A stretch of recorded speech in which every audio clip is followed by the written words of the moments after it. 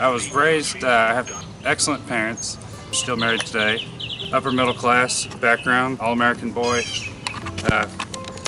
played soccer and tennis, was in the marching band. Never got into any trouble, never wanted for anything. I don't have any abuse or anything like that in my background. Played sports, always had everything I needed. I did start to experiment junior in high school, senior, smoking pot, a little drinking, a little adolescent fun. I got a DUI my 19th birthday after high school. That was the first time I'd ever gotten into trouble. And one of the deals was my parents would bail me out if I'd go to rehab. At 19, I went to my first rehab. It's a 30-day program.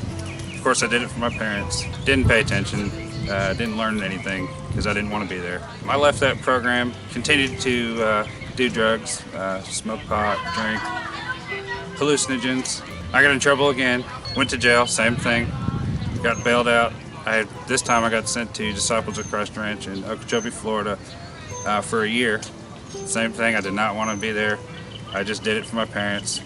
As soon as I got out, I started using it again. And then I met a girl, figured if I get married, it would change everything. And it did slow me down a little bit, but in that marriage we had several miscarriages, and I was in my early 20s at this point. My life just grew out of control. I was in jail every other week, it seemed like. I ended up going to prison for a year today. I got out when I was 25, and we thought geographical change, that could change me. So I moved back to where I'm from in Tennessee, and I was married for 12 years. Not a good husband. Was not ready to be married. I was married for all the wrong reasons. Shortly after we bought our first house, we got a divorce. I met another girl, had our first child. His name's Connor, he's 3. But I figured I was on pain pills at this point. I could go to the Suboxone program and get off. That just didn't work out. I stayed on Suboxone for 10 years.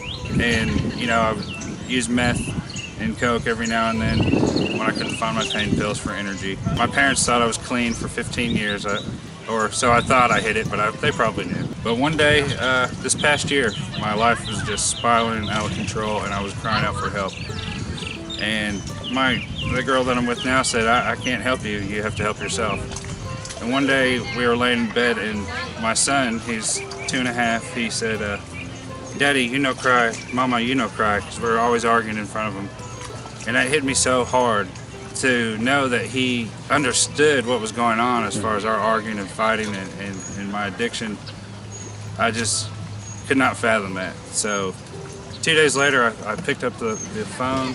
I called a 1-800 number for an addiction specialist, and they ran my insurance. They called me back and said, are you ready to go? We have a great place in Fort Myers, Florida, Sovereign Health.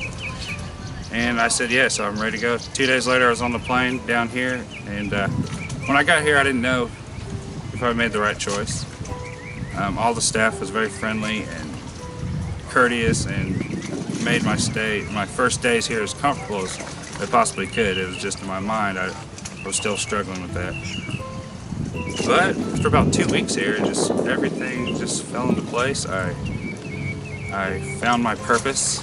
Again, I'm here, I'm put on this earth, I believe, to show my son the correct way, the correct path to take, as my father showed me. And as long as I do that, as long as I'm a positive example for him, then I don't see where I can go wrong. Of course, I'm here for myself, you know, in my recovery. As addicts, we're so selfish, but this is a different kind of selfish. I had to not worry about the outside interference of my family and my girlfriend. It has to be about yourself, and it's about me.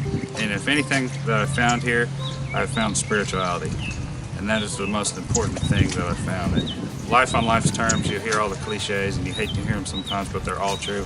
Take it one day at a time, and that's the biggest thing I've got out of this place.